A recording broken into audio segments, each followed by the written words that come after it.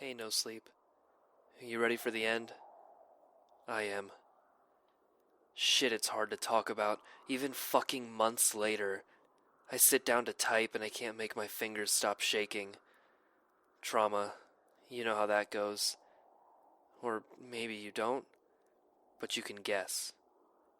Anyway, I should probably just start, right? Just jump in. I don't remember everything, but you ought to know what happened, as well as I can piece it together. I feel like I owe it to you and all that. I'll get to Clayton soon, but given that I spent months with her, and I felt like we were close in a way, I want to say a few things about Elizabeth Hadwell. Liz and I talked a lot during our time together. Well, she talked. I mostly listened. She would actually spill her guts to me more often than her other guys. Maybe because she actually felt like I was a friend. I was never a cultist. I didn't grow up in the town. I hadn't started out indebted to or worshipping her. She wasn't my obligation. When we'd first met, before I knew what she was, I'd chosen her for her. In a twisted way, I think she convinced herself this meant I wanted to be there. Friends were fleeting, suspicious things for Elizabeth Hadwell. Had been since her childhood. The daughter of a cult leader is surrounded by followers and fear, rarely true affection. Alan and Jess were the only real exceptions, and she lost them almost as soon as this all began.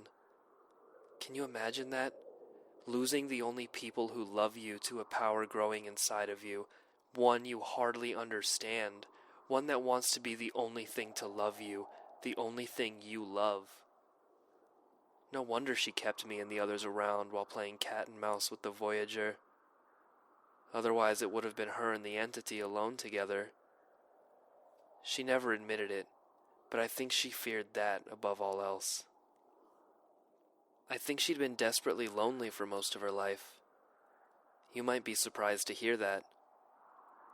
The way Clayton wrote about her, you'd think she was a monster.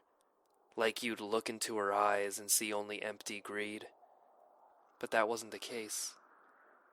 Clayton told a lot of lies and half-truths, swinging the story to fit his view. Most of what he posted here is factually accurate, but take it with a grain of salt. And I think it's important to remember that Elizabeth started out as a regular girl who never chose what was given to her.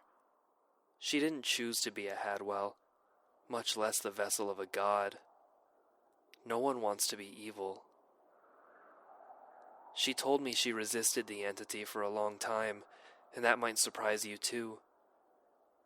She started realizing around 13 years old that there was something different about her, and it wasn't just her father or her family.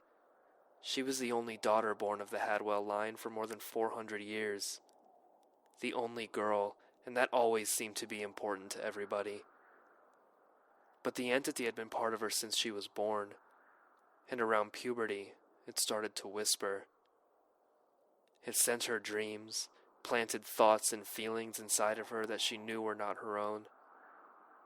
As the years went by, though, it got harder and harder to separate what she was from the creature that had fused with her soul. She did not know she was the vessel for all of her childhood. That information was kept strictly confidential in the cult's inner circle. She often thought she was going crazy. When she was 17 or 18, her father finally invited her to a meeting with the inner circle and revealed her destiny and purpose. Elizabeth responded by running from them after starting a fire in the ceremonial chamber. She was in denial, she said. She distanced herself from all the cult families, besides Jess, and made new friends. But things were accelerating. The entity was growing stronger, regardless of whether it had her permission. It started saying sweet things, whispering words of love. She described it as her only true companion, the only one who really knew her. It was there for her, always on her side, even about her break from the cult, saying she didn't need them, she'd grow on her own, that they were strong enough together, and Elizabeth, confused and feeling alone, started to love it. Genuinely love it. Not the drugged, hypnotized, confused kind of love you feel for it when you're infected. Love it in a clear, sane, self-aware way. It was part of her, and beyond her all at once. She called it her soulmate, her friend, her confidant, her God. Only then did it show her what it could do. Lisa was the first. As sympathetic as I'm making Elizabeth out to be, she was still human, with all the pettiness and cruelty that comes with it. And don't get me wrong, most of me hates her. Clayton was fairly accurate in describing her thirst for attention and admiration. It hid a lot of shame and self-hate, maybe an inferiority complex. She needed everyone to find her attractive, to love her. Lisa didn't. Lisa disliked Elizabeth a lot. This wasn't helped by Elizabeth's clear and demanding crush on Alan. It would be fair to say she tried to steal him from Lisa multiple times, and the fact that he was tempted only heightened the tension. The night before Lisa was supposed to go to Chicago to her friend's bachelorette party, Elizabeth drunkenly showed up at their place to see Alan. The next part is from Elizabeth's notebooks, which Clayton found in a secret room behind a wall in Alan's apartment. She started squatting there once the mold began to spread. She'd watch her work, the infection spreading its black arms through the building, right at the source, laughing or crying alternatively. She'd steal the numbers from the apartment doors as the mold crawled into adjacent rooms, and she'd hang them in this black, secret chamber. At times, she told me they were trophies. Other times, she described them as reminders of guilt, a self-imposed punishment and a point of pride all at once. I'm not sure which is closer to the truth. The oscillation between guilt and pride is clear in her journals. Here's what she has to say about the night the infection started. She wasn't even supposed to be there. I thought she left already. Did Alan lie to me? I thought I'd surprise him. You know, when the fugly old cat's away. But I knock at the door, and there's her stupid fucking face. And I asked for Alan, and she just glared at me. Told me he was in bed already with that stupid smirk she always has when she thinks she's making me jealous. Guess what, bitch? I was never fucking jealous. He loves me. Soulmate starts whispering to me. Says we should talk to her in the hallway. So I ask her to step outside, and she does. Got what she deserved. I didn't write that. Soulmate did. But I have to agree with him. Soulmate put the words in my mouth more than I've ever known him to. I didn't think you could do that so well, but you must be getting stronger. I am. And that's okay, 'cause she needed to hear this shit, knock her down a few pegs. Soulmate told her how inferior she is to us, how she can't keep him when I'm around. But he said it in such a smart, beautiful, really clever way that it almost didn't even sound mean coming out of my mouth. And she was just crying all fucking pathetically. But then I ruined it by opening my big, stupid fucking mouth 'cause I'm a fucking ass. Don't, my love. And she realized how mean I was really being and got pissed. It was funny. And she fucking hit me. Me! Soulmate took over again. You've never moved my body like that before, love. More than just writing words or stroking my cheek. But you came through me so strongly last night, and it felt incredible. Like I went all numb and warm. Like almost post-orgasmic. And I watched my hands come out and cover her ridiculous face with my palms. I want you to do it again. Will you? Soon.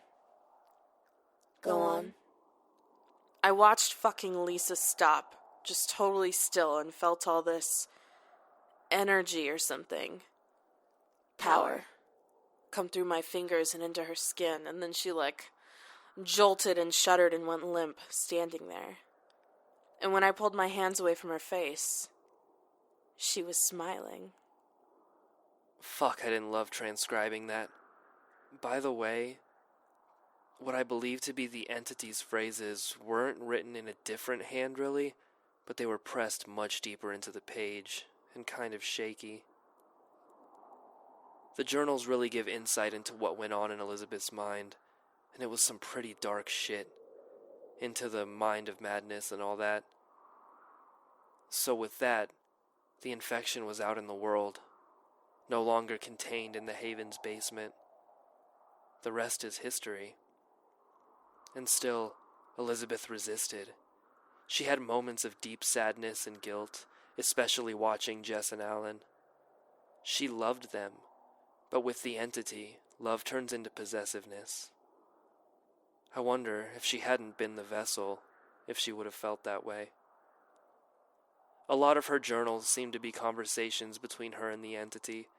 It doesn't always write responses back, but Elizabeth used them to put structure and form to what must have been a chaotic stream of consciousness.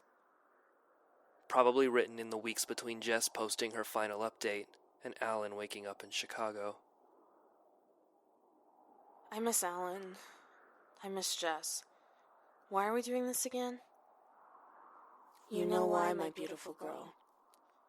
Aren't you sad to see me sad?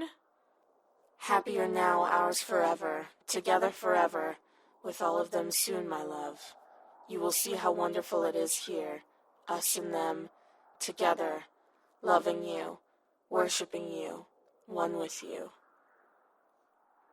But surely Alan's been in Chicago long enough to spread it now, so please, can we just go get him back? Z. Dad's guy? You're still using Dad's guy? Why? Find Alan, wake him, gain his trust, spread our light.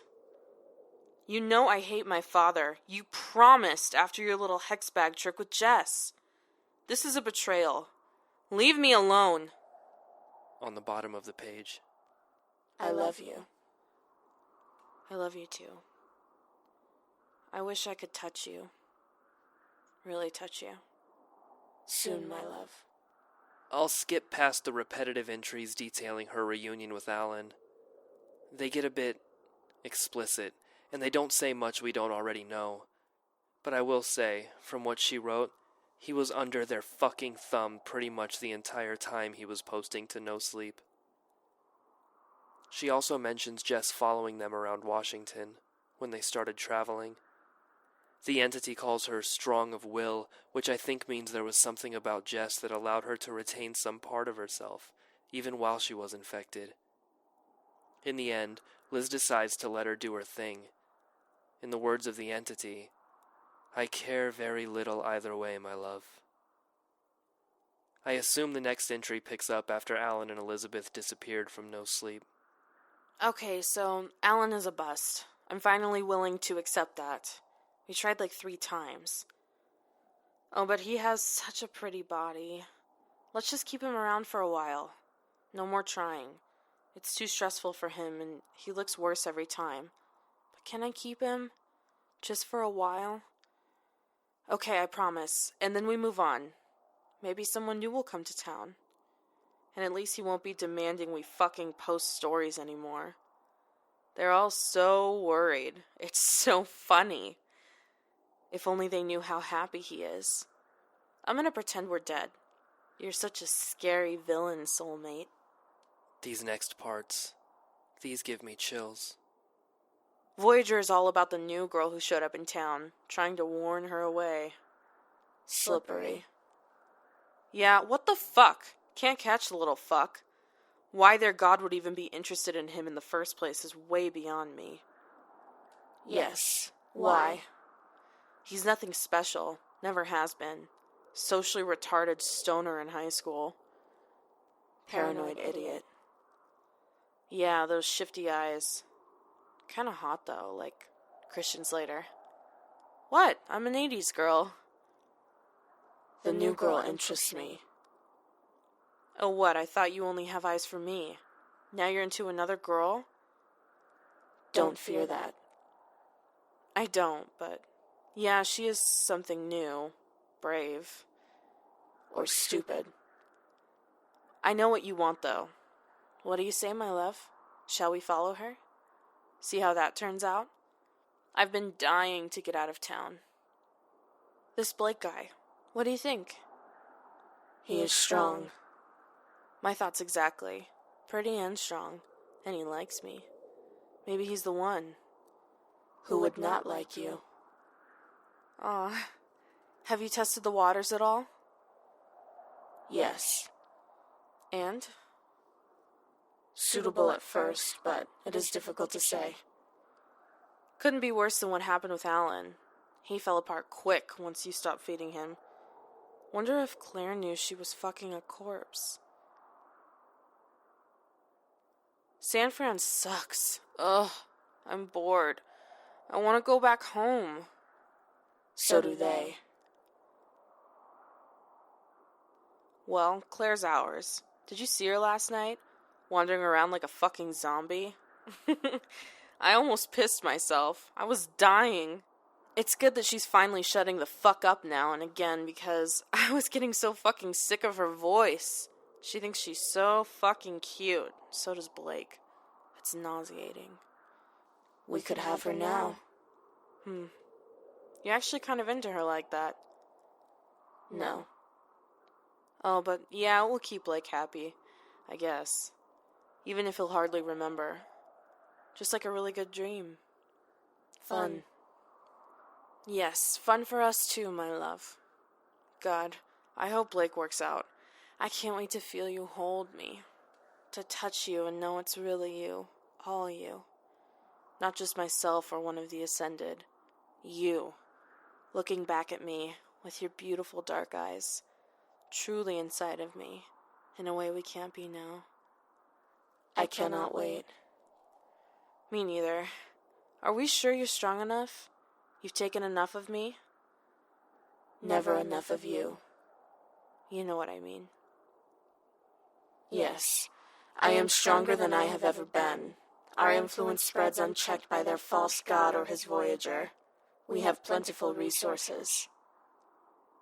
You said just after it happens. Not for long. But if the Voyager gets to us in that time and tries anything, a little protection never hurts. I'm thinking of building an army. My brilliant, beautiful girl. Liz stopped journaling for a while after that. Maybe she was too preoccupied running from city to city. I have very few memories of it myself, apart from the times she allowed me to be lucid. She liked me lucid, I think. Sometime early last year, Jesus, it's insane how long I was with her. We went to visit Liz's mom up in Michigan. It was surreal. After nearly a year of living out of suitcases and crashing with strangers, suddenly we were in a cozy family home eating meatloaf and mashed potatoes. The two other guys with us, Christ, I don't even know their names. They showed up a couple of months after we left the town. One picked up in Seattle, one in Los Angeles. In my head, I just called them Thing 1 and Thing 2. We never bonded, hardly spoke. I think they were just around for sex or protection. I think they knew I was Liz's favorite. Their glares when she wasn't looking said enough. Anyway, they had to wait outside at her mom's house, but I was allowed in. Liz introduced me as her boyfriend. Her mom didn't say anything, but I think she knew I wasn't right. She kept glancing at me nervously. After dinner, Liz and her mom had this big fight. I was shunted to the back patio where all I could do was pace back and forth and smoke. I loved it when she bought me cigarettes. I remember that. It made me feel normal. I didn't catch what the fight was about, but we left shortly thereafter. Liz was pale, scary furious, and her mom was sobbing, pleading for her to stay. We just got back in the car and drove for hours, and when we got to a motel in some town I don't remember, I blacked out hard. My eyes popped open who knows how much later, and I immediately found I was unable to move. This happened occasionally when I was coming out of a blackout. Some kind of sleep paralysis cousin brought on by the infection. My body would refuse to let me consciously move for a few minutes when I woke up. It only happened when Liz was around. Like my body was still waiting for executive control from its real boss since she was so close by. But that wasn't the bad part. The bad part was knowing that Liz and the thing that lurked under her skin were still around, and the worst part was being unable to turn and look at them. Here, I'll give you an example of what it's like. Close your eyes and listen. Whatever you do, keep your eyes closed and focus on these words. Don't open your eyes, don't look behind you, not even out of the corner of your eye. Just keep listening. Stay here in these words. Stay with me. Now bring to mind a nightmare, a monster, a shadow, a killer. What scares you? That thing. Well, now it's in the room with you, just out of sight, but don't open your eyes. You can't look. The shadow is approaching you now, from behind, from just outside of your periphery. Keep your eyes closed. It's coming, moving towards you, slowly and silently, but you can smell it. Just don't open your eyes. You can hear its wheezing breath. You can feel its long fingers stretch towards your neck, but don't open your eyes. Don't check behind you, even as it gets closer and closer, even as its long finger gets so close to brushing your skin. Keep your eyes closed. That's an inkling of what it's like. Did you check behind you? Imagine not being able to. And imagine knowing that your conjured shade, or monster, or nightmare, or whatever the fuck you thought about, imagine knowing it was real. And just when my heart started pounding so hard I thought for sure it'd fucking kill me, I found I could move again. I sat up, looked around, and tried to catch my bearings. The first thing I noticed was one of the other guys was dead. Thing 2. He was laying on the carpet next to the bed, a discarded rag doll of flesh and bone. He'd been a solid, muscular guy, big as I am, maybe bigger. Now he was skeletal. Skin the gray-white color of corpses stretched taut over jagged bone. I could see every rib, every tendon in his hands, every cord in his neck. The worst part, though, was his face. His eyes were wide open, bulging out like his head had just been forced into a vacuum. All the vessels in them had burst, coloring them black and red, and this weird, viscous black fluid ran out of his eye sockets and out of his nose and ears, like blood. But it wasn't blood. I remember staring at him for a long time. Another failure. Liz's voice was low and raspy, and I spun around to spot her next to the window. She looked feral, crouched on her haunches as easily as a stray cat. I recognized her immediately, even though it was quite different from the way she usually looked. I'd seen this change in her anatomy before, especially after party nights when she'd bring home a new guy and he'd be gone by morning. I was sort of used to it. But maybe to an outsider, she wouldn't really look like Elizabeth at all. Maybe she wouldn't even look human. She'd elongated and narrowed, particularly in the arms and legs, and the way her spindly limbs were folded as she crouched there put me more in mind of spiders than anything. Her face was unnaturally long and gaunt, as if someone made a clay sculpture of her pretty head and then slowly stretched it apart. Her mouth was huge, the skin hanging slack around the corners.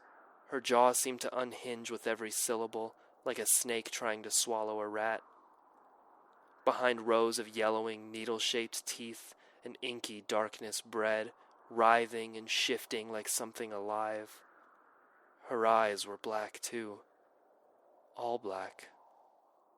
I probably don't need to tell you that that's the closest I'd ever get to seeing the entity in a physical form. It bled through Elizabeth's skin like a disease. It wasn't hiding inside of her then, and it only came out when it needed to do something that required all of its strength. Something powerful had happened here. I could only assume it had to do with the dead guy on the floor. Boys can only take so much, Elizabeth said in that gravelly voice, staring wistfully at the corpse on the floor. We try and we try and we try, but we just can't find someone strong enough. Her eerie black eyes met mine. You came closest, you know. I was so hopeful. You're so beautiful. You really are. And he stayed inside of you for 3 hours. 3 glorious hours. Before you got too weak. I mean, he's been inside of me since before I was born, but regular people can't be vessels. He just takes too much out of them. You almost died that first time. And every time we tried to get after, you just got weaker. I don't want you to die. I really don't. Liz sounded so genuine. I believed her. I still do. But you're just not strong enough. She went on. She sighed and her breath hitched. It's so frustrating. We can't live like this anymore. He needs a vessel he actually feels at home in, you know? And it's painful for me too. All I want is to be able to look into the eyes of my soulmate and see him looking back. To live together with the one I love. To hold him. Is that so wrong?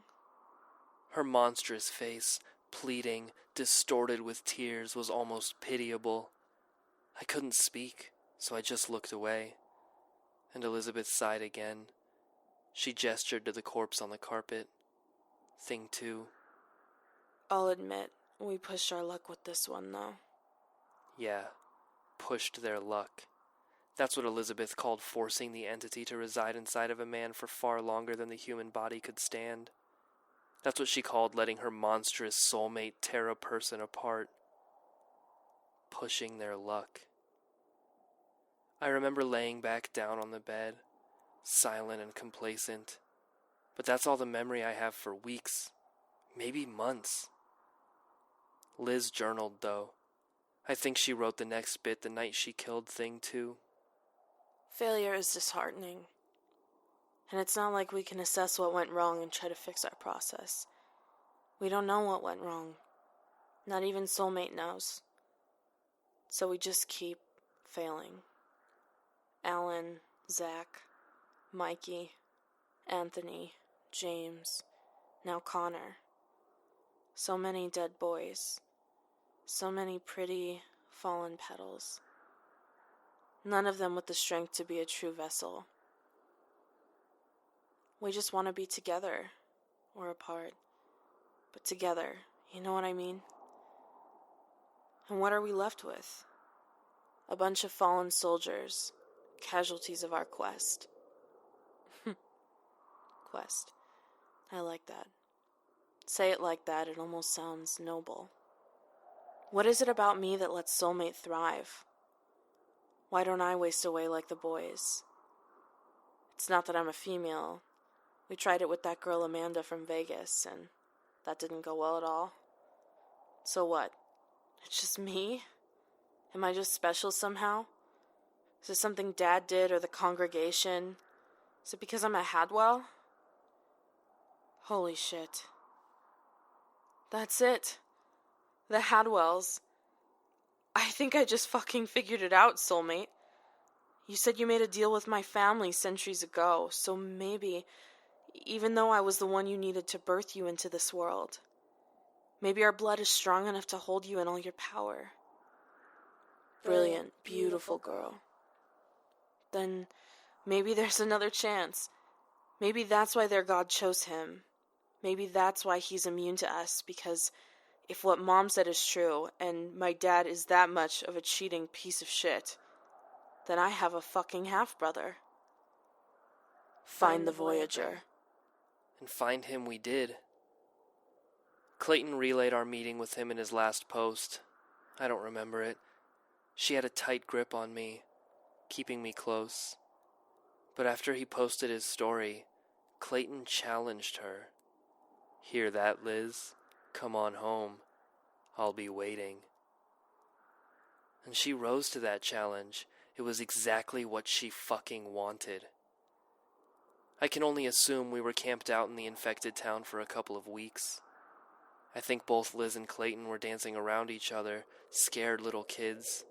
Clayton trying to figure out how to end this, scared to make a wrong move, and Liz putting off their final meeting, scared that her last hope would be a failure. Clayton must have found Liz's journals in her secret little room behind the wall in Alan's apartment. Claire tipped it off to him in the diary she kept near the end. That girl was incredible. I'd give anything to have her back. Anyway, the journals were what did it. When I finally snapped out of my blackout, we were back in town, in Hadwell High School actually. A huge ground floor classroom. We'd apparently shoved all the desks back against the walls, leaving a wide, empty space in the center.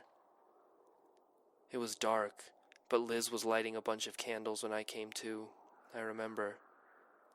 At once, the area seemed like both a ritual space and an arena. I looked around. It was me, Liz, 3 other guys, all of whom were strangers to me, and a fuck ton of Ascended. They filled the periphery of the room, crouched on the desks, huddled in dark recesses, standing back against the walls. There were dozens at least, and all of them had mutated weapons of some kind, some balanced on the long, jagged bones that grew from their arms, bones that could slice the flesh from you in one swing. Others had vaguely humanoid claws coming from their hands or feet. I saw one whose spine had burst from its back in a series of vicious spikes, another who could unhinge its jaw wide enough to swallow my head, whose teeth were long as railroad spikes but needle-thin and needle-sharp. Some were slow, dragging dead legs with the spears of bone protruding from their elbows. Others were fast and restless, flitting from desk to desk, heads jerking in every direction at every new sound. Others looked dead, slumped against the wall, mouths slack and crooked, until you approached them. Then they'd jump up and greet you. Experiments, different ways of weaponizing a human, as many and varied as the people they used to be. But they all shared similarities, trademarks of the entity. They were all thin, wasted. They were all much stronger than they looked. None of them had eyes, and of course they were all smiling. Liz's army, or part of it, her generals, the cream of the crop, here to protect the king and queen hybrid that had created them. She looked at them with pride. She stroked their heads, cooed at their eyeless faces, sang to them. And when she passed by me, she noticed the clarity in my eyes. Oh, you're up. She kissed me. I'm glad. I wanted you to see this. Be a good boy, okay? I didn't reply. I never replied. He's on his way. I know it. Liz said. We just have to be patient. And so we waited. It felt like hours, and it probably was. Outside, the sky grew dark. The Ascended got restless. Their weird, rasping breaths got shallower, faster. They strained towards the windows, looked out to the moon. They wanted out, wanted to run. Liz told them to hush, and most did. Some kept pacing or swaying back and forth or clicking their teeth together. I got restless too. I wanted to be outside. I understood them, understood their needs.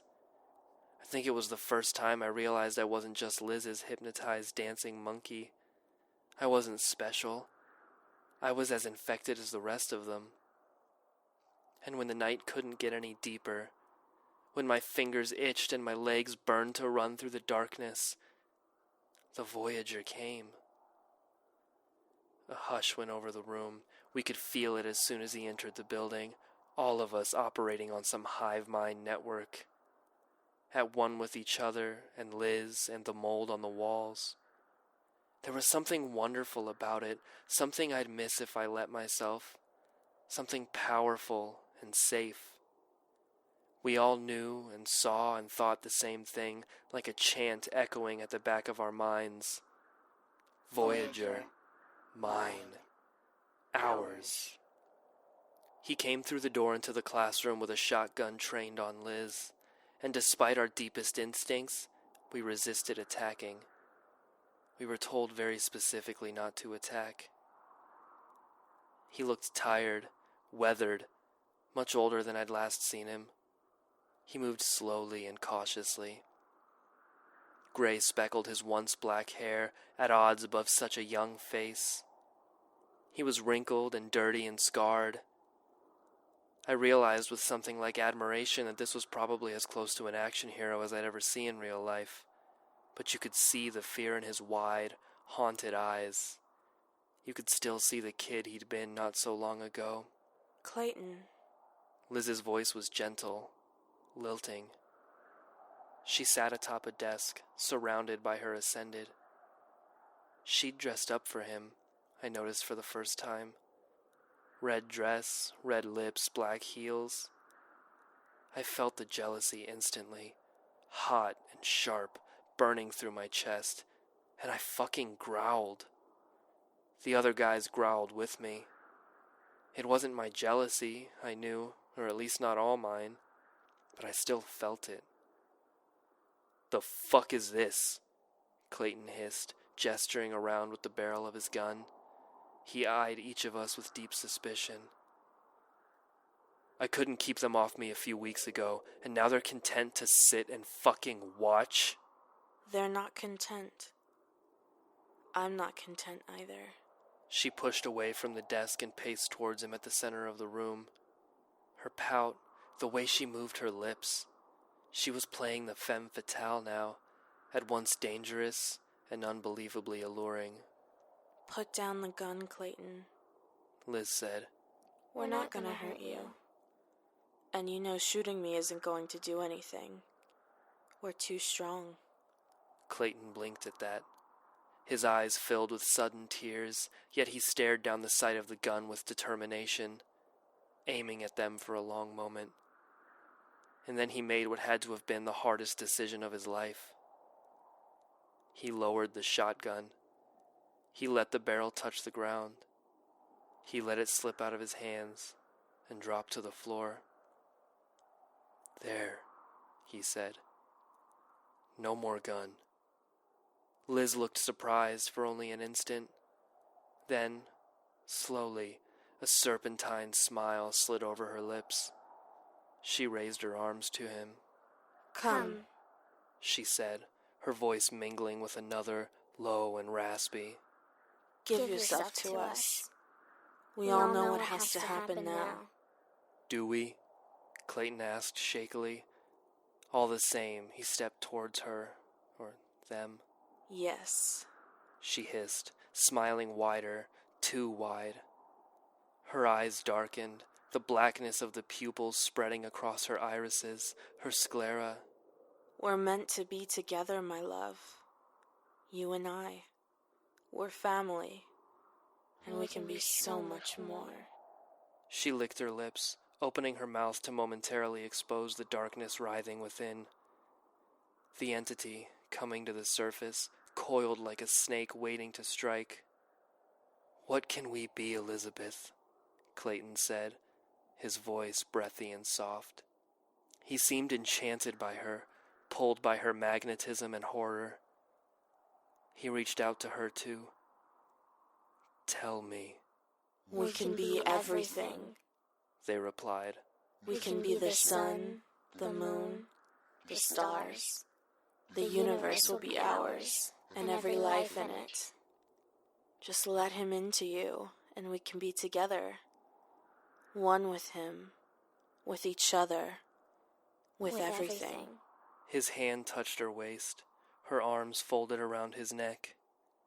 I was shaking, thrumming with a force that seemed to engulf the room, a force that engulfed the entire town, the rapidly beating epicenter of which was the Hadwell siblings, together at last.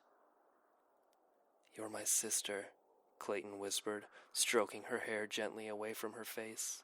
"You're my brother," Liz whispered back, leaning towards him, reaching for his lips. "and that's why we chose you. You're strong enough to hold him. You'll make him what he was meant to be. What we are meant to be. Together." "Promise?" Clayton asked. He pulled her body against his firmly, eliciting a gasp of surprise and delight from the woman in his arms. "Oh, my love," Liz replied. "I promise you the world." And he kissed her. He kissed her, as if he could barely contain himself, as if it was all he'd ever wanted to do. I knew the feeling. I still know it. That jealousy erupted through me again, white hot, but it didn't overshadow my wonder at what happened next. As the Hadwells kissed, their mouths open against each other, that inky shadow moved between, out of Liz and into Clayton, like oil, but too insubstantial to be liquid. It floated and coiled and squirmed into Clayton's mouth, down his throat. I watched his eyes open in shock, but he didn't pull away. He leaned into it, even as Liz reached up to hold his face, tears of what I can only assume were joy streaming from her eyes. And soon, surprisingly soon, the kiss ended. The shadow, the entity, had finally squirmed its way into the Voyager, its new vessel. The Hadwells broke apart, breathing heavily. Liz's arms still entangled around Clayton's neck, and as she stood there in his embrace, she searched his eyes and watched the darkness spread across them. "It's you," she whispered, tears streaming down her face. And the entity opened its mouth and spoke in a voice all its own, untinged with even a hint of what Clayton used to sound like. "My brilliant, beautiful girl," it said. Liz let out a sob of pure happiness. It stroked her face, staring at her with something that was clearly genuine love. "Oh my God. She said, thick with tears. My God, it's really truly you." She laughed in delight, hugging him, and the entity laughed with her, a weird, hissing noise, holding her close. "Just you. Just us." But as they laughed, his hissing got deeper, smoother, and in a matter of moments, his laughter no longer sounded like hissing at all. It was low and smooth and bitter. One of his hands left her waist. "No," he said. And when he pulled back, Liz met his dark eyes with a look of confusion. "What?" she asked, a note of panic in her tone that I didn't understand. "Not just you," Clayton said, the darkness receding rapidly from his eyes. He pulled her against him forcefully and raised the hidden handgun he'd drawn from his belt line. "I'm here too." Liz managed one final, panicked gasp before the blast of the gun tore through the quiet space. It was the last noise she'd ever make. But I couldn't quite grasp what was happening, even as her limp body slumped to the floor. My ears were ringing. The entity screamed again, using Clayton's mouth to unleash a howl of pain and fury as it sank to its knees beside her corpse. Clayton's eyes were black again, the jaw stretched wide, but the inky darkness within had nowhere to go. It gathered Liz into its arms, wailing like a feral cat, and rocked her. The Ascended, including me, watched in silence. I had tears streaming down my face, but I don't know what I was feeling, even now. Pity, sadness, vindication. She was gone. Why didn't that make me happy? The entity hunched over the body of its lost love, its broken vessel, lost to the world in its own grief for what seemed an eternity. I can't grasp what was probably going through its head, so I won't try. I'd like to think, though, that it was only grieving the loss of Elizabeth Hadwell, not her power, not its chance to infect the world, just Liz. I'd like to think that she was enough, but I'm probably giving it too much credit. In any case, I watched the entity, still weeping, lean over Liz's body. I watched the blackness recede from his eyes, watched the human take hold again. I watched him pick up the gun he had dropped, cock it, and raise it to his temple. "We are nothing," he said.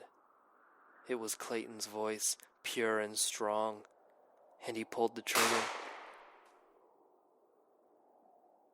Have you ever awoken suddenly from a nightmare and felt that moment of mingled relief and terror? You look around your dark bedroom and you can't help but feel that the monsters in your head made it out somehow, and you know you're being ridiculous, but you still reach for the lamp to turn it on, because that nightmare felt fucking real a second ago. More real, maybe, than waking up in a warm bed. That's how it was.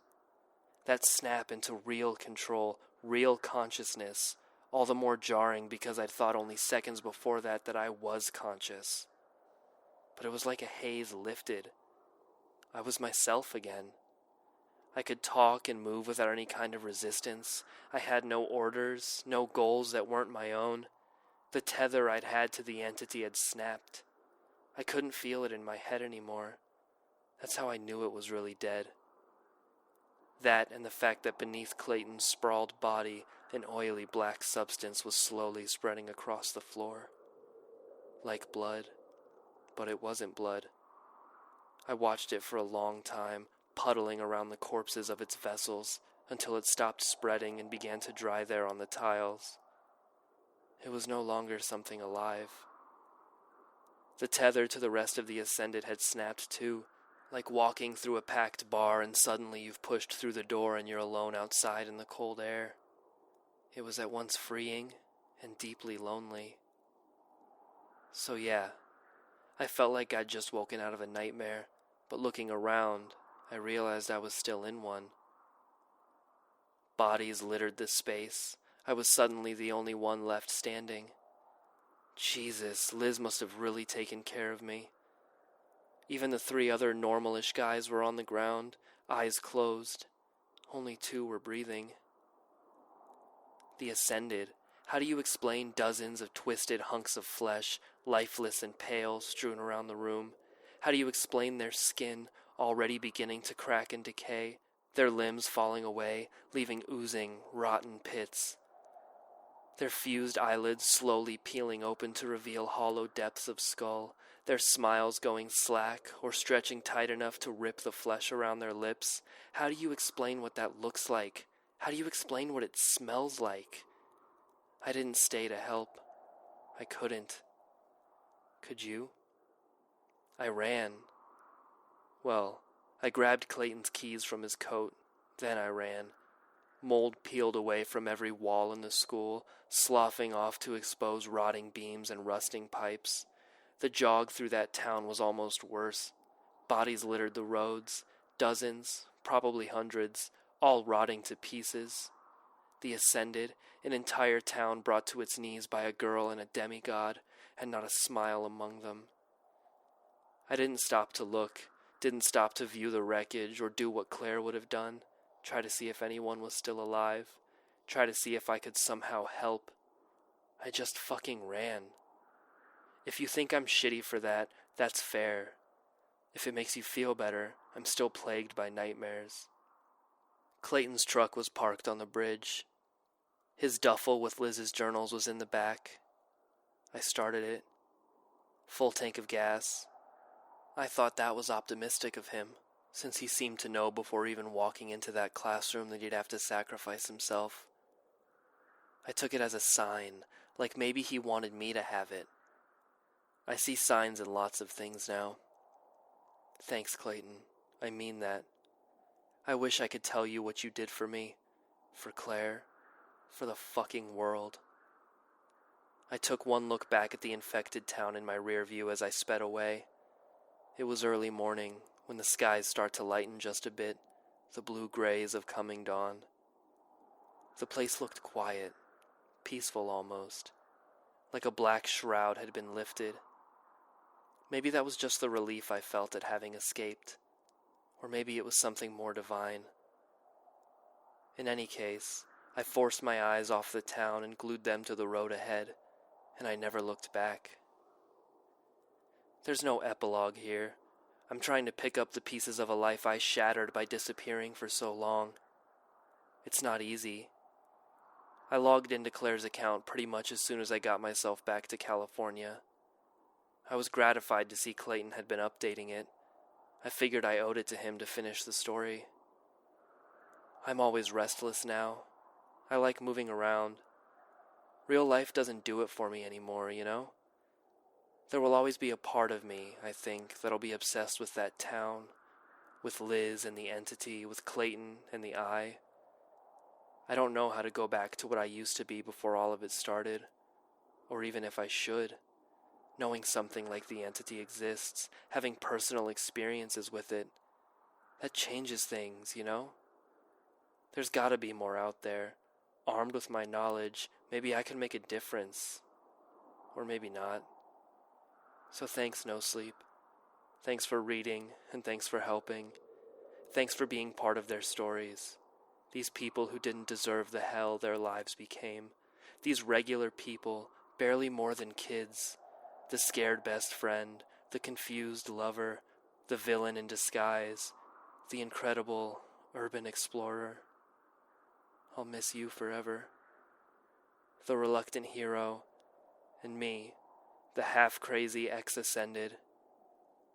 I don't know where the moral is, or how to end this, so I guess I'll leave you with one last request, even after everything you've done. Remember them. Blake.